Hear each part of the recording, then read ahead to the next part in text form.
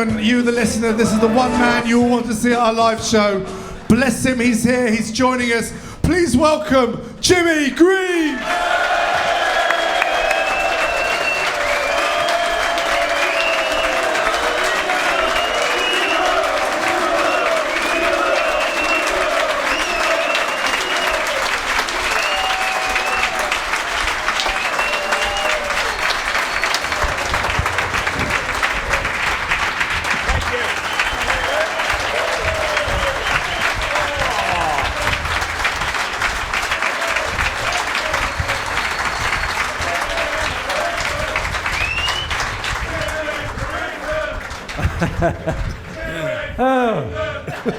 Yes, those were the days, lads.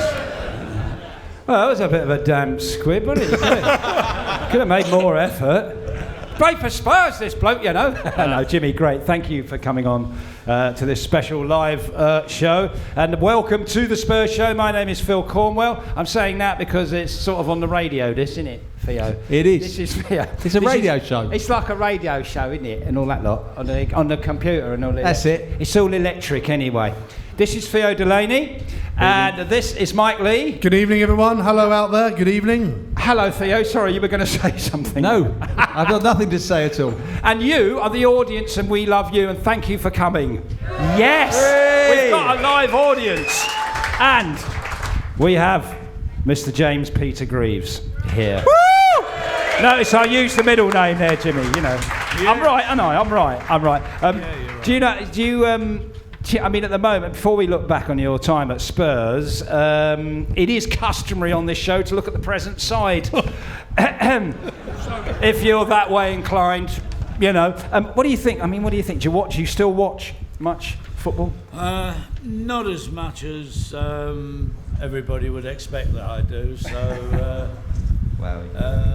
But I watch it. I mean, what about the present Tottenham team, mate? Yes. What about? Yeah, it's a little bit. I've got to be honest. It's not the best side in the world, is it? We've got to accept that. I mean, that goes without saying. But of course, you know, I'm going to say that because, as you know, it is my opinion. I played for one of the greatest ever teams the world's ever seen. Yeah, well, that would be right. Yeah, well, that would be right. I mean, that's true as well. No, as a club side, in 1960 to 63, when we had the double winning side and the FA Cup and the Cup Winners' Cup, I think we were probably the best team in the world at that particular time. So you know, you can't argue with that. No, look at the. So trophies. It's been downhill ever since. Well, it was always going to be. Mike.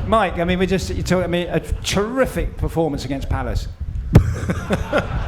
Well, let's get current. Yeah, can we just turn the aircon on? Because I think the aircon is sort of blowing. Sounds like we're in the beach here, or the sea. We're at sea. Can everyone hear? Okay.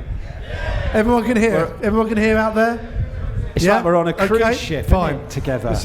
What fun that would be! Very weird up here. This is sort of going on, but you can all hear. That's important. Okay, fine. You can always hear the aircon when I'm on, Mike. Well, normally every week, Jimmy, we obviously talk about the last games. I mean, do you watch many Spurs games on TV? Do you watch stuff anymore? I don't watch Tottenham in particular. I watch the odd game, to be honest. I've got to be truthful, I'm not the greatest football fan. Well, you liked playing the game, didn't you? Well, I never watched football. Yeah. When I was a young boy, I never watched football. I played it all the time. That was the name of the game. I've never supported anyone in my life, and I really haven't. As a supporter, naturally I recognise my days at Tottenham as being my greatest days, and it was wonderful. It was absolutely wonderful to play for the club and to achieve what we achieved. It was, but I've never actually been a supporter of football. You'd rather play it than than watch it. I could understand it. If I could play like you, I would probably be the same. Well, actually, well, it's true, isn't it? Yeah. But Theo, we need to obviously very, very quickly before we talk about Jimmy's career. address the last couple of performances. Yeah. Yeah, come on. No goals scored, 3 conceded, 1 point. Yeah. Very poor. I went to Chelsea. Spurs, as we all know, were good for 15 minutes, and then they didn't seem to have any real belief, and it all sort of unravelled in the usual way. But bad mistakes, and then they didn't look like they believed they could get anything after that first 15-minute spell. Maybe if they scored, it would have been different. But Palace was much worse. Palace, it was back to square one. It was like, dreadful. It was like Stoke. It was like Newcastle, West Brom. We've seen it all before. And as the game went on, the team got worse, I thought. And I thought in the last 10 minutes, they looked really clueless. I mean, they were giving the ball away. They had no ideas at all. And I think, looking at it, you just think, what we have to understand, I think we've all been sitting there thinking, how come these teams like Stoke, Newcastle, West Brom, Palace, these inferior sides come and they outplay us? I think we've all got to own up. They're not inferior sides. They've all got players that would stroll into our team. It's funny. We're just not on that level. Funny you should sort of mention Palace, Theo, because it was my last game for Tottenham. I got dropped after that. Never got back. Really? So what never got back. Palace, a recurring theme. So, that's 50 years or 40 odd years ago. Yeah, not quite 50, not quite 50. Well, oddly enough, the first game I ever went to was Tottenham Palace. So Palace keep coming up. They're like there's a pattern like a bad penny. Yeah. But talking about strikers, obviously, because you're here, Jimmy. I mean, a lot of listeners and fans out there will be banging on for years that we haven't addressed the forward situation for a long time. I mean, off the top of my head, the last great goal scorer we had was Berbatov, Robbie Keane, and Berbatov, Keane, Defoe, that sort of trio, which is a few years ago, and we just haven't addressed it. And any team needs someone like yourself who can put the ball in the net. Even when a game's tight, one chance in the net, surely. Well, that's the general plan, It's a simple game, football, actually, isn't it, Jim? It is. I mean, we always used to argue. I mean, we've had you've heard the lads who've been here before, and we've all talked about the team talks we used to have, and a load of crap really coming out. At the end of the day, there's only one way you can win a game, and that's by scoring more goals than the opposition. No, it's just simple logic, isn't it? Yeah. And what talking from a goal scorer's point of view, and I think this is something that may be needed to be addressed in the game today, is whether or not players who are identified as goal scorers are actually committed enough to scoring goals. Because to score goals, you've got to miss them. And I'm seriously not painting myself up here, but you've got to have the bottle to miss them. Yeah. You've got to have the courage to miss them. It's no good going on the field, seeing a 50-50 chance and thinking, oh no, sod that, I won't, I'll pass it. You've got to go for it. So you've got to be prepared to miss them. You've got to be prepared to have you lot going, you. Yeah, you're rubbish. Yeah. And you've got to be prepared to all that. So a goal scorer, first and foremost, has got to have a lot of bottle, a lot of mental toughness to accept that he's going to miss more goals than he ever scores. And that's true. I mean, my career is, I scored a lot of goals, but I missed more. Yeah, many more, and I'm not sure whether there's enough players in that role that are committed enough to do that now. That's a good point, man, isn't it? A lot of people have been saying on our, Facebook, Twitter, and whatever. Pochettino, our manager, came out this week, after the Palace game, and said, "We're tired. We played 3 games in a week. We're tired."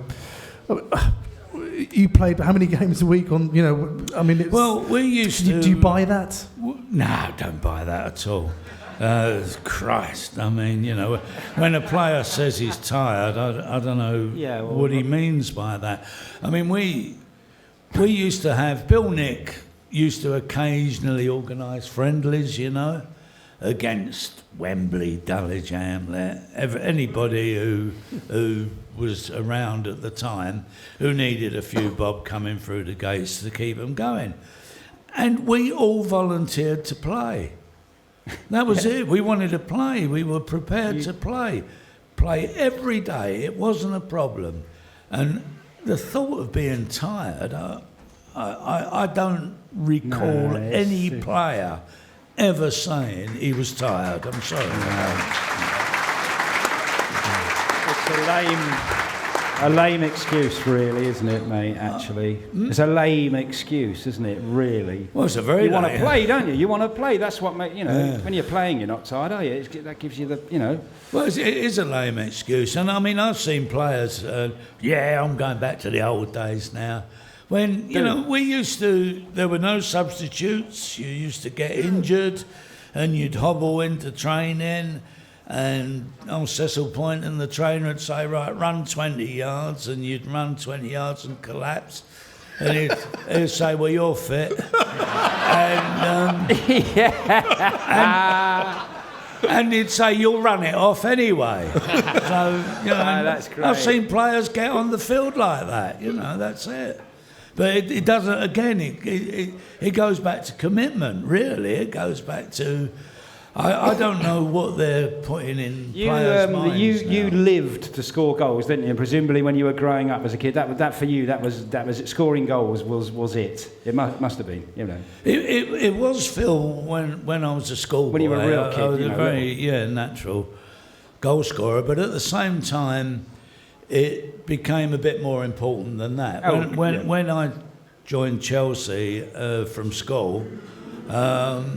Well, yeah. It's a living? Nobody booed them then because everyone used to get 3 points off of them. Hey!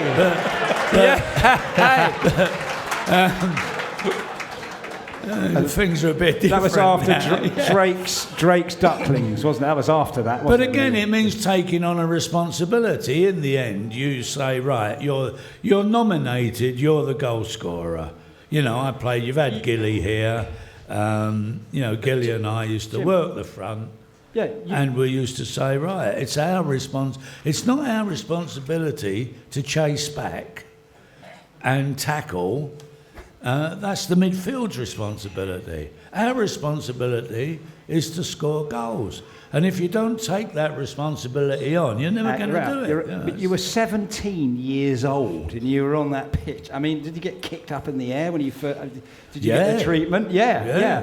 And what did you do? Just kind of... you got kicked up in the air, and then scored 3 goals. You picked yourself up and away you went again. I mean... That's young, man. The game was a lot more physical then. Oh, yeah. It was a lot more You wouldn't get away with it now, would you?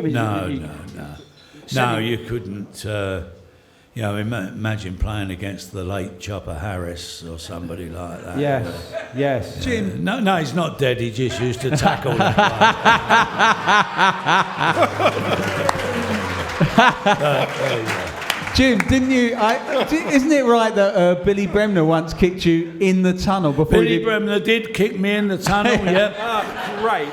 As we were running out, and he kicked me. I said, "What'd you do that for?" He went, "I felt like it." Trying to scare you, obviously. I was talking to Paul Reaney the other week. He was driving Jackie Charlton down to a signing session. That was that. And Paul said, we used to laugh at you. You ate more turf at Leeds than any other. Oh, did you? Were you on the deck a lot? But you accepted. That's what you've got to do. They're a physical team, weren't they, as well? Yeah, they were. Very physical. So let's sort of go through your sort of career. I mean, before you went to Chelsea, I heard in sort of 1954, you could have actually joined Tottenham. Tottenham had a look at you before you went to Chelsea? It was a sort of... There was 3 clubs interested, West Ham, Spurs and Chelsea. But of the 3, not the Arsenal. Really? They didn't want to know. But of the 3, it was only Chelsea, really, that showed all the interest. And that was it. I joined them. It wasn't... They had a good youth policy then, mate, and... It worked. It worked. And they won the league title, hadn't they, a couple of years before? Yeah, didn't they? the year the young I side, the wasn't year it? 55, wasn't it? No, the year I joined them, they'd won the league title with a very old side actually, and us youngsters came in afterwards. Ah, right. Drake Stucklins, we were called. Oh, you were called Drake Stucklins. That's right. we were yes, Drake Stucklins after Ted Drake. Is there any truth in that? You used to pass the ball into the net beautifully, I might add. Did that? I heard somewhere, it's probably wrong, I'd like to think it was true, you developed that because you had holes in the front of your boots? Is there any truth in that? Are the boots you had when you were a kid or at some point? You used to side foot it?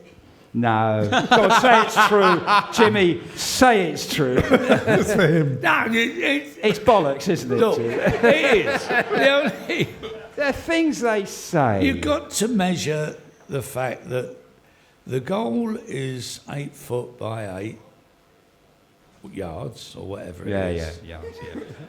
I never ever knew really. Yeah, you knew where it was, didn't you? Though. But there was a line there, and all you had to do was get the ball over the line. You didn't. Oh, is that what it is? And then if you do that more often than the other exactly. men, you win the football game. Yeah.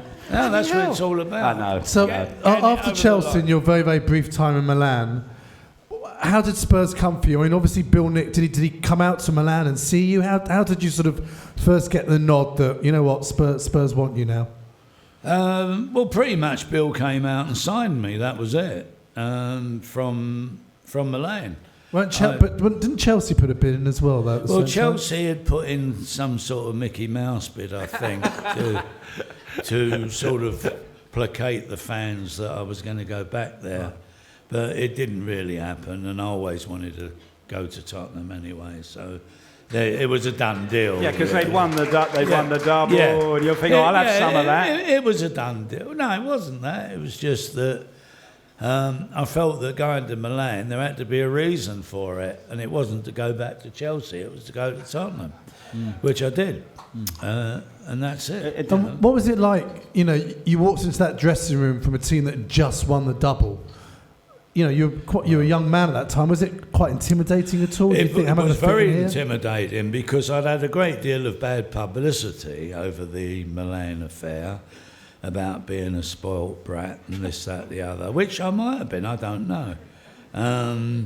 But I remember going into the dressing room for the first time, and all the lads were there, and they were all starting to get changed to go training.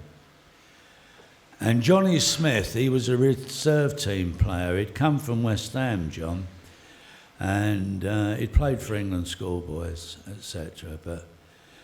And at the top of his voice, he went, "Here she is." I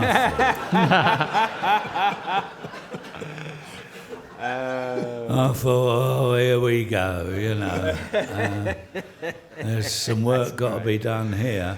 And there was, because to be fair, you were looking at, as I said, the greatest team you'll ever see. Anyone see the double winning side in those early years?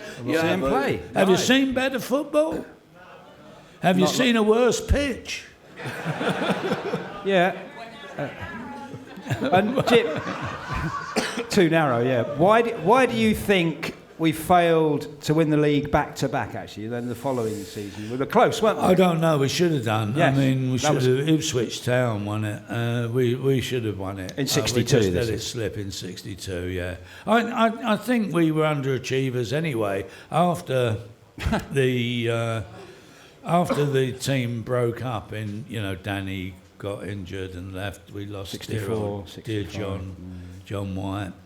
One or two of the other lads creaked a bit, and we started getting new players in, and Bill didn't get such a bad side around him, and I think the mid to late 60s we underachieved. We won the cup in 67, but to me we were good enough to win the league then, but we didn't. We were third, I think, now. Yeah, we're third, weren't we? Yeah. No, because when you look at the side, we should have done. We should have won it.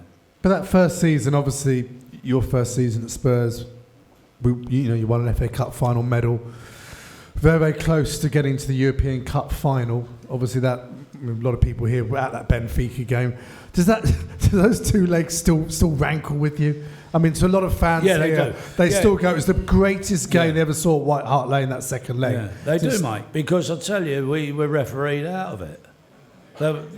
I don't care, I mean, he can sue me if he wants, the referee. He'll have a job, but he's got to dig himself out to start with.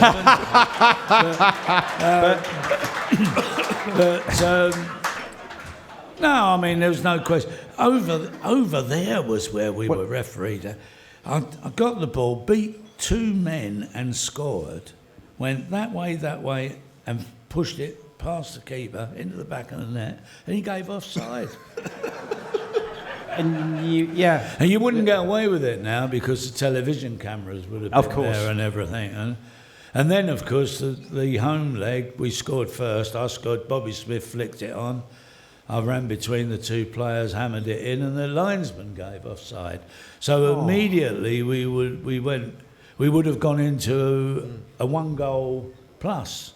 Yeah. Instead of that, we were still in deficit, And that was bad.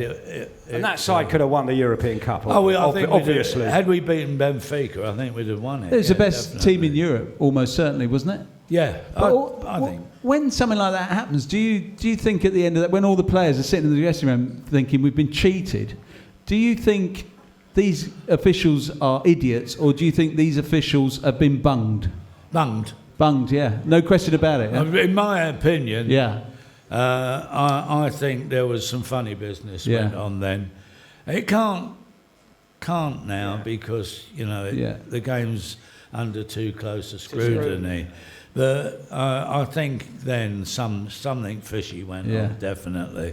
But there you go. I mean, maybe it didn't, but I was certainly convinced that it did. Well, Jim, I mean, the following season there was something special again, and we became the first British team to lift a major European trophy, and you personally scoring and still keeping the record of most league goals for Spurs in one season. 37. It's a lot there. That's not bad, that, is it? Yeah. Very close to Soldado.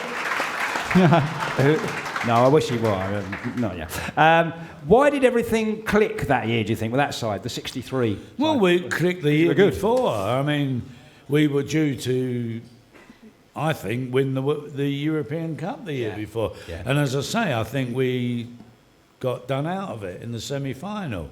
So we went into the Cup Winners' Cup with exactly the same team, really. Yeah. And we played superbly throughout the tournament. I got a couple in the final. Terry Dyson. Well, yes, of course, it was his night, wasn't it? Well, it was his game, wasn't it? Terry's night. I always remember, you get silly things happen now, players all jumping up and down. We didn't. You'd come in and you'd light a fag up and and sit there with a bottle of beer and Terry was giving it the big one to somebody and Bobby Smith he said, Dyson. He said, I'd retire if I was you. Because you would never have a... Yeah, that must have been a great night, actually, against a good Atletico Madrid side. Yeah. In the game against Belgrade, OEK Belgrade, you famously got sent off. Got sent off, yeah. For the first time in your career. Yeah. Talk us through that and the conversation I heard you had with Cecil Poynton when you walked back into the dressing room. Because you were the first Spurs player apparently to be sent off. I was since 1928. That's right. So he told you. That's absolutely. Well done, Jim. That's great. Great. Yeah, but I got sent off because of Bobby Smith again. I mean, him and the centre half were having a right go at each other, and Smithy walloped. He did. He gave him the old elbow, and the centre half went down, to which the referee saw, which is fair enough. So the referees come over and they're sorting it all out, and the guy who was marking me had a little kick at me, and I had a little go back at him. And the referee looked at the size of Smithy and looked at the size of me. And he came over and sent me off. That was it. And I marched down the tunnel and to the cheers of OFK Belgrade, wasn't it? Yeah. Yeah, very, very nice place. But that's what happened there. Was that the only time you were sent off? Simon? That was the only time. No, I've been sent off. But apparently, Poynton gave you the speech that no Spurs player. How do you disgrace this club? No Spurs player since 1928 has been sent off. Cecil. Yeah, and you said to him, how do you know that? He goes, I was the one who was sent off. Cecil pointed. It was Cecil. Oh no, I've been sent off a few times. I mean, in latter years, I got sent off for Barnet and against Chelmsford City and refused to go. and the referee abandoned the game. No. Is that right? Oh, that's I was very popular. Yeah, lovely. I was very, very popular. It was a cold night like tonight. You can imagine what the crowd was saying. They done me three games for that. The FA. It's good of them. The following season, as you mentioned before, sort of began to see the breakup of that double side. Yeah. Very briefly, what was your take on those great players? What do you think they all brought to the team, in your opinion? Especially Bobby Smith, who was your first. Well, Bobby was my first striking partner, and I'd played for England with him as well, of course. But everybody brought something individual. You know, you had your two fullbacks who. I mean, Peter Baker had been around a long time. I mean, Peter was playing. I remember going to Tottenham as a schoolboy, playing hooky one Wednesday, and he was playing full-back then. And I was still at school. And then Ron Henry, of course, Bill Brown in goal. Bill was a great shot stopper. Oh, yeah. Brilliant. Big Morris, as you know, Big Morris Norman was what he was. Danny Blanchflower was an incredible guy. He was one of the most intelligent men you've ever met in your life, and basically he guided the club and the players along with Bill to be fair, but he had a lot of input.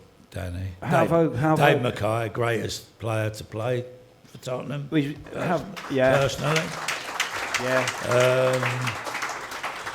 Cliffy Jones, you know, Welsh, but other than John White. John was a great player. We all know John was a great player. Bobby Smith, and then myself, and then little Terry Dyson, who used to get through a tremendous amount of work. He was a bit underrated, Terry. Yeah, anyway, yeah, and good player. And you used to get plenty of service, though, didn't you? Obviously, oh yeah, those players. You did. Where you wanted it. Where you wanted it. Yeah. Well, Smithy had more skill than he was given credit for. Meant to be a battling. He was a big battling, bruising player, which he was, but he had a deft touch. Yeah. He was a good player, Bob. After that, well, then you go on to your partnership with Gilly. Well, yeah, I mean, obviously after that, we had him on this time last year. Alan Gilzine, who did our event, was a lovely man, and I know a lot of people who are here. It was a joy to meet him and see him. How did you or him, sort of after Bobby Smith, did you have to adjust your style at all? All of a sudden, the G-men, all of a sudden, Gilzine's coming. No, very different to Bobby Smith. It was quite interesting. Alan came on the scene, played at centre forward, something happens. I don't know whether you find this in other walks of life, where you're working with somebody and everything gels. They seem to know what you want to do, and you read each other's minds, and that's what happened to Alan and myself. We almost immediately understood each other's needs, and we then accordingly played that way, so that I knew exactly what to expect from him, and he knew exactly what to expect from me. It was a natural phenomenon. It wasn't worked at. It didn't come about through hard work. Oh, Jesus, not with Gilly and myself. Perish the thought, mate. Yeah. Oh, Gilly was brilliant. Where does he stand, actually? He never used to stand. Yeah, I know, Gilly. occasionally. He used to lay on the bench on Monday. He used to lay on the treatment table on Monday and pass a fitness test on Friday. Not the hardest trainer. Not the hardest. And but that was it. It was one of those things that happened, and I think Bill, to a degree, Bill Nick was lucky in some ways. I mean, he saw qualities in players, but I don't think there's one thing you can't do 100%, Mike. You can't 100% guarantee as a manager that the team's going to gel. For one reason or another, they might all be great players, but it's not going to work. But Bill got lucky, I think, and Hasn't quite happened. the rest is history. And who knows? This side might do the same. They might. Don't laugh. They might. Yeah. Not by 1966. Bill Nick had added Mullery, Knowles, Jennings, England, and Venables to the side. That particular team, looking back on that side, how good in your opinion? That's what I'm saying. I think we underachieved, definitely. I think we should have given the fans at least one league title out of that team. I really do. Yeah. But Pat Jennings. I've never seen a better goalkeeper than Pat Jennings. I haven't. Yeah. I mean, I played with two great goalkeepers, Pat Jennings and Gordon Banks. And you can't put a fag paper between either of them. I wouldn't like to say who was the greatest goalkeeper, and I won't ever say it, but Pat Jennings was a phenomenal goalkeeper. Wonderful. And when you look at the side, Knowlesy was a great fullback, Cyril. Cyril, yeah. Yeah, it's good. Bombing up the wing. Yeah. So he's a brilliant fullback, Cyril. And, you look at that side, and I just think we failed to really not win the league. And we won the FA Cup famously, of course. We won the FA Cup. The Cockney Cup final, as they like to call it. Against Chelsea. Yeah. Did you have fun that day, Jim? Pardon? Did you have fun that day? Did you get marked by Ron Kicked Harris? shit out of me, Chopper, didn't he? Yeah, he did, didn't he? He did, yeah. He absolutely did. Yeah. Kind of stopped you, really, didn't he, that day? Was it? He was all right. I mean, Wembley's quite a good pitch to lose players on, actually. Yeah. It's quite a nice pitch to play on. But Jim, it's interesting you say that team underachieved and should have delivered the title. Why does a team underachieve? What would you put it down to? Was it just bad luck or? I don't know. I've looked hard at it over the years, and I think maybe one or two players thought they were a bit better than they were. Right. And maybe didn't put in as 100%. No names, no pack drill, obviously, but I just think that had everybody put the effort in, we'd have done better. So that's a recurring, timeless theme through football, isn't it? I mean, absolutely. Yeah, I mean, we look at it's one of the things that sounds familiar from looking at the recent Tottenham teams, and dare I say, even the current one. Well, it's familiar with a lot of teams when you look at it. A lot of teams, current teams at the moment. I watch them play and I think, what are you doing? You're not bothered, or you don't look as though you're bothered. Yeah. But also, what I thought was interesting, what you said about that, and to be a goal scorer, you've got to be prepared to fail, which is almost like that's a bit of life advice, isn't it? In order to succeed, you must be prepared to fail. You must be prepared for that. Yeah. And a lot of our, players, current Tottenham players, there's been this thing about, don't they? They've also said it's not fair when we play at home. The crowd. They don't support us enough. They don't make enough noise. There's only one way you can silence a crowd or get them on your side. Yeah. And that's to either, if you're a goal scorer, score, or if you're a good player, play well. Yeah. All you people who are Spurs fans, wouldn't you love to see a decent side? Yes. Of course you would. Yes. And who wouldn't? And I've never understood. I mean, to give Bill credit, he did used to say that. He used to say, you know, there's 60,000 out there and they've all paid money to come and see you. Get out there and don't let them down, you know. And that was one of his edicts, really. He did used to say that, and I think it was a responsibility, and it still is a responsibility, the responsibility to play for your crowd. That's it. The year we won the cup, Jim, against Chelsea, was the, you know, swinging 60s, Kings Road and everything, was the rivalry then against Chelsea as big as it was now between the players and the fans? No, I mean, Chelsea have become a big club, and we all know the reason why. But I don't think, for any particular reason, that there was any real... I don't think there was any real rivalry. I mean, this rivalry business, I don't think it ever, when we were playing, I don't think it ever rubbed off on the players like it did the fans. Not even against Arsenal. Not even or against Man United. Arsenal, no, or Man United. No, it didn't. I think the players respected each other for who they were and what they'd achieved or what they hadn't done, and you acted accordingly. But I think the rivalry was with the supporters, and that's probably how it should be anyway, because the minute you start getting a rival situation, you start getting emotional. And really, the one thing a professional at any business should never do is get emotional. That's true. The following season, after we won the cup, I mean, in your fantastic autobiography, you said you thought you had a bit of I mean, you still score, but you thought you had a bit of a dip in form. Why do you think that was? A bit of a dip? A bit of a dip, you said. In form? What was that, during kicking in against Pat Jennings or what?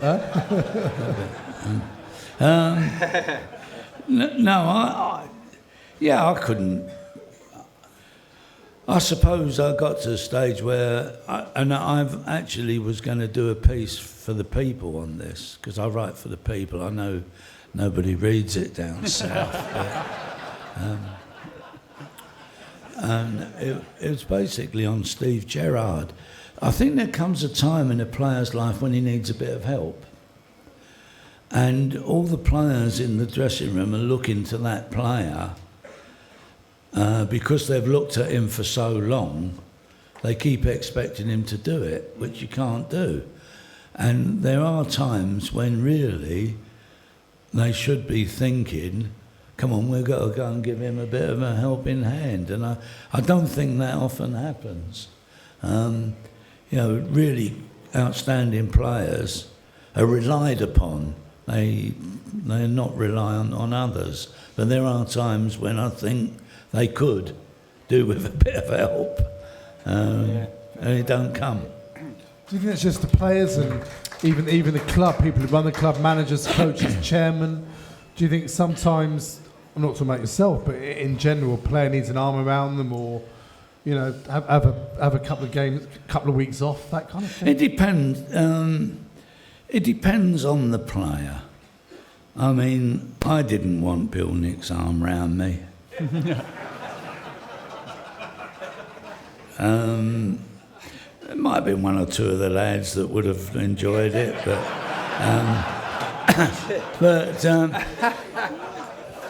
no, I mean, it does depend on the player. Some players like a bit of encouragement, others don't need it. It depends on the character of the person. I mean, one of the great successes of being a manager is knowing your players. Getting to know your players and getting to know their strengths and their weaknesses. At the end of the day, you're a manager of a football club. You're putting 11 players out onto a field this week in a Premiership. If you don't know whether they can play football or not, you shouldn't be the manager. What you've got to do is pick the side that you think is best to get on with each other so that they can achieve a result. That's it. And really, that isn't always about football knowledge. It's about the knowledge of personnel. It's about the knowledge of the people who work for you. Is that what Bill had? Was Bill's secret, was that he knew about people as much as he knew about football? I think Bill knew quite a lot about his players. He never actually said a lot, Bill, in many ways, you know. He didn't, you know. I mean, yeah, he wasn't particularly humorous guy either. In Yorkshire. Dower. Scarborough. Dower. I mean, the last time the sun shone there was... in fact, I've only known him humorous once, and that was when it's actually a true story. We were playing in Bulgaria, and we didn't kick off till 10 o'clock at night, so it was about 2 o'clock in the morning. We'd got back to the hotel in the coach, and suddenly, from nowhere, Bulgaria then was behind the Iron Curtain. All the ladies of the night came running up to the coach, chanting, "Super sex, super sex." And Bill said, "I'll have the soup."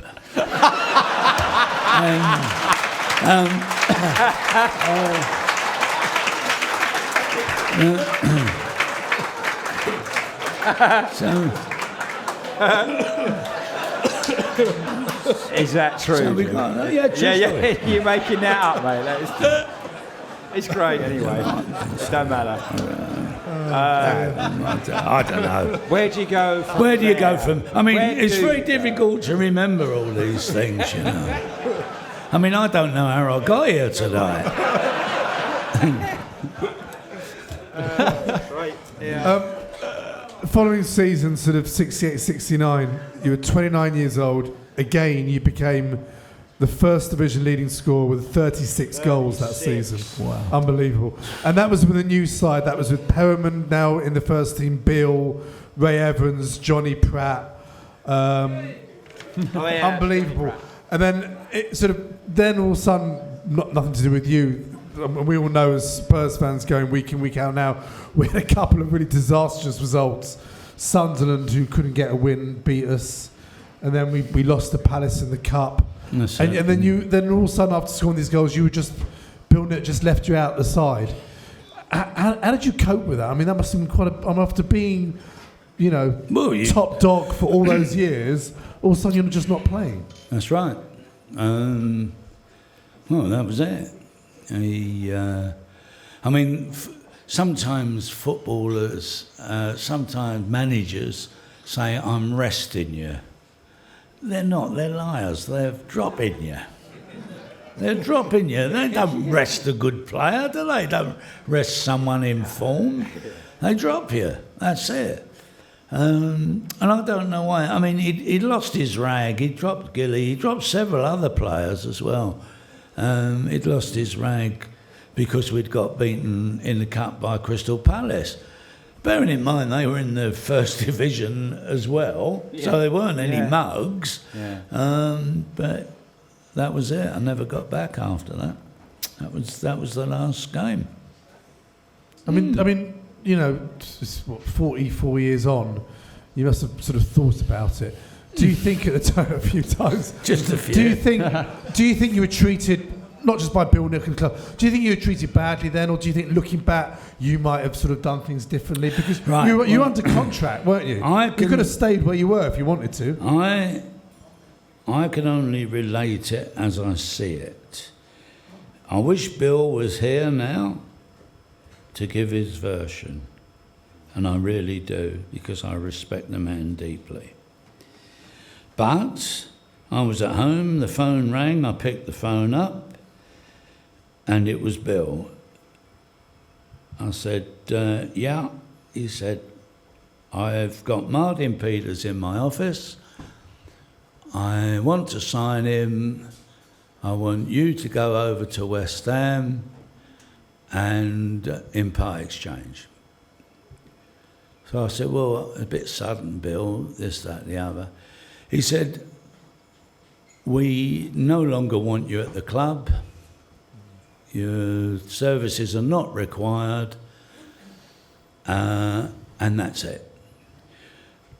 That's the truth. So I said, well, I was even thinking of the club then, really, because I thought if that's what the club want, I better do it.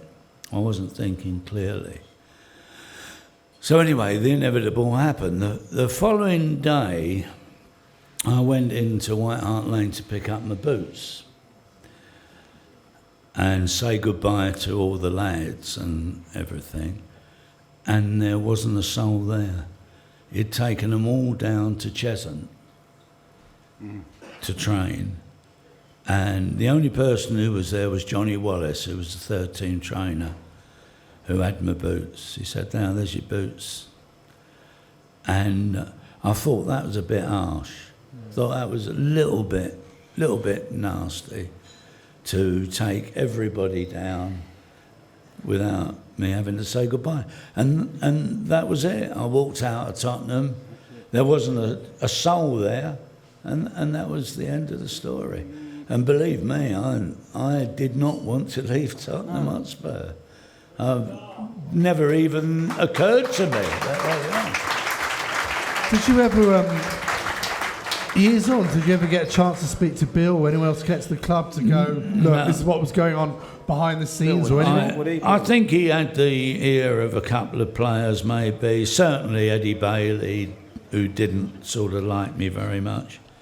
Don't know why. He liked anyone, did he, Eddie? No, Eddie didn't really like everyone, did he, anybody. apparently, Jim, I don't know. And that was it. It was a very, very must have sad left day. you- I mean, you know, I was very sad, Yeah. heartbroken. Yeah. And also... Yeah. Yes, please. I wish I could. Yes, mate. I wish I could put... Yeah, I wish if I could put the clock back to any day in my life, it would be that day. And I'd just say to Bill, we'll think this through on another day. And I'd have probably stayed at Tottenham and got my place back because there weren't really anybody else there to take it away from me. And things might have returned as normal, but they never did. And that was the sadness of it all, really. And yet, Jim, he treated you very badly there, considering you're the greatest goal scorer in the history of Tottenham Hotspur. I think, in all honesty, Theo, he treated... When I look back at that team, a lot of them were badly treated. Yeah. I mean, you know, Cliffy Jones Yeah. got Pat slung Jennings, there. you were saying. Pat. Pat was no, Later, there. Mickey Hazard was sold, didn't want to go to Yeah. Chelsea. But A lot you of know, players. Pat- you know what's interesting is with Bill is that that's very shabby treatment because, like you say, first of all he phones up and says Yeah, you're yeah. off, but then the next day he takes the players, yeah. and yet everybody you still say to this day that you had nothing but respect No, absolutely. and admiration for him. Yeah. I don't know what was in his mind, but I mean that team was decimated, and he did a lot of. He was very tough in getting. Yeah, he was rid ruthless. Of, Wasn't he? he was ruthless. It was about team, wasn't it? It was about the He club. was, ruthless. There was no question about That's why he that. achieved what he achieved, and So you never bore a grudge because you knew it wasn't personal; it's just how he was, right? I don't know. Be perfectly honest. I don't know whether it was personal or not. But you didn't bear a grudge anyway. I mean, because you. No, I didn't bear a. I mean, at the end of the day, we all carried on, and I went to West Ham. My heart wasn't truly in Claret it, and blue all of a for which sudden. I apologise to West Ham supporters. No, but we you know, can forgive you, I think. I mean, I was still you know, it's very difficult because they knew I was still a Tottenham player, really. And I don't know how it felt for Martin Peters because he's still always recognised as a West Ham player. player, really. Yeah, but there was a chance they were going to. Didn't Brian Clough? Yeah, Brian. Call you up? Yeah, he was too late though. Cloughy, I'd already signed for West Ham when Cloughy rang, and he, come up here, lad. Yeah, can you imagine? We'll look after you. Don't worry. Unfortunately, he was too late because I played with Cloughy for England. So I knew Brian, and I knew Brian very well indeed. You played with him, didn't you? With him, you played yeah. with him, yeah. And, he was And did he have Dave Mackay with him at that point as well? Yeah. Just so you could have gone back and played with Dave. Yeah. And, Well, of course, that was the turning point of Bill Nick's way of looking at things, because he thought he'd hive Dave Mackay off to Hearts. Yeah. Which it was nice and convenient for Bill. Suddenly he winds up captain of Derby County, who are the championship winners the following year. Yeah. Which, did upset the apple cart a little bit. Yeah. And you came back for Pat Jennings and your own testimonial. Oh, yeah. For 1972, 46,000 Spurs fans came to pay you tribute. Were there talks then about re-signing you? Or No, I was never. What was that like, though? I mean, after being Spurs so long, leaving the way you did, coming back and seeing 47,000 fans. Because it wasn't organised by the club. Yeah, I know. It was Maurice Keston. I think it is. So and a few others. Pardon? Maurice Keston and a few others, I think. Yeah, Morris was one. The club. Morris was one, and that was organised by fans of the club, and it was a great night. Obviously, it was a super night, and very, very flattering. Obviously, very flattering. Looking back, you just think that things could have been different. It could have been a different ending, and I often look back and think, whether there was another 50 or 60 goals there. Well, I think you would have been over 300, mate, surely. Who knows? Why not? Who knows? I probably need to say that, Mike, actually, there. What's that? The show. No, but I mean, just to sort of carry on, really. After sort of, your very successful TV media career, which is obviously much longer than the time you actually spent at Spurs. I mean, you look at it in hindsight. It was fair. I was in television longer than I was a footballer. Longer. Yeah, and I don't think you get as many people being Sporting Triangle fans in one room, but Spurs fans. But I enjoyed the show. Looking back though, you were the one, weren't you? I was the one, exactly. Looking back now, do you sort of think, what's the club mean to you now? The supporters. I mean, obviously the people who run the club now weren't there when you were there. No. How do you feel about Tottenham with everything you've been through with that club?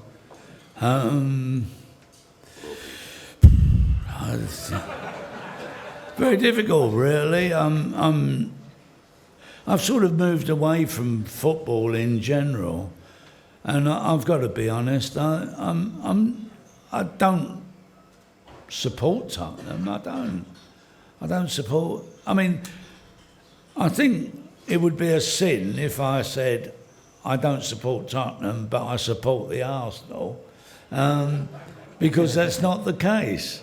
I can't stand them, but Thank God for that. I look at Tottenham, I look at the years I was there, and I look at a great club and a club that I played for. I don't recognise the current situation. I don't know anything about the management or the people that own it, and I don't know whether or not that's what shall I say, whether the people that own it are the people that should be owning it. I don't know. Well, I think a lot of people will agree with you, but the main thing you see here tonight, I mean, the very fact that so many people show up on a Monday night and Moneyball wanted to come to pay tribute to you, you obviously can see the affection that we hold for everything you did at Tottenham. Yeah. So why is it that you've never? I mean, when was the last time you went back to the club in any kind of media capacity or whatever? It's been a while since you've been I did a few games when I was working in television, because we did We did a few big match lives at the club. I did a big book promotion dinner at the club. I used to go back because I wrote for The Sun and worked for The Sun. In fact, that's when I picked up my last big football match. I was in the car park there, and Big Laurie McMenemy came over. And he said, "You still playing?" I said, "Yeah, occasionally I do a bit for Barnet."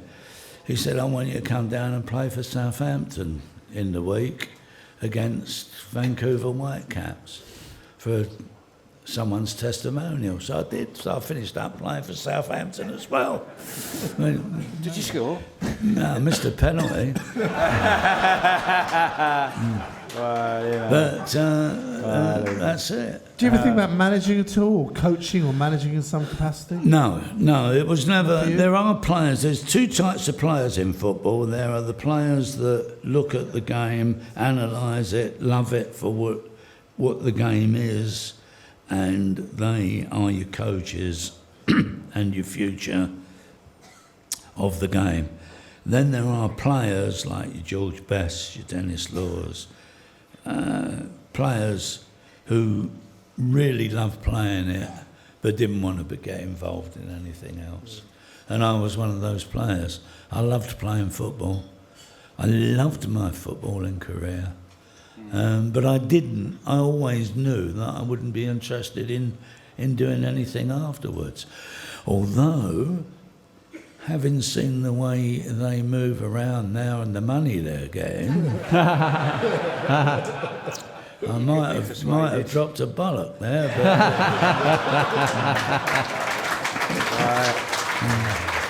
well, there you go. Well, I mean, thank you so much for as No, Spurs it's my fans. pleasure. I know for whatever reason you haven't been back to the club in a sort of Spurs dinner or whatever hall of whatever it's called, but the very fact you've come out tonight to real Spurs fans one about corporate dinners and business and bringing your company, whatever. The fact you've come out and so many fans have come out to pay tribute. At the end of the really day, and appreciate I'm not being really seriously. I want you to take this the right way. It's not because I'm here in front of how many? I don't want them having a. So the taxman 125. No, I don't want them having a pop. No, I want to be sincere. The game was always about playing it and enjoying it and accepting it for what it was or what it is. And the most important part of that was the supporters and the fans. And to me, I can't understand anybody playing in the game who don't see that the supporters are the lifeblood of the club. They are the most important people in your life. And that's it. It's been forgotten, I think, in some areas. Been forgotten, maybe. Well, that's it. Very, very quickly to wrap this podcast up, and Jimmy's very kindly, if you're very, very quick and very brief, sort of don't bring albums of things to sign, but we'll sort out a leisurely queue if you want to have a quick photo and get something signed. Very quickly for listeners, don't forget games coming up Thursday. Spurs, Besiktas in the Europa League. In the bag. They're in the bag. Then Swansea away. In the bag. All our links at SpursShow.net. Thank you so much to fanbooks.com, the only social network dedicated to football fans. Sign up. It's a brilliant free predictor competition. Sign up. Spurs Show's got our own page, bit.ly/Spurs fanbooks. Get on that. It's absolutely brilliant. Thank you so much for joining us out there. Ladies and gentlemen, please show your appreciation. Mr. Jimmy Greaves.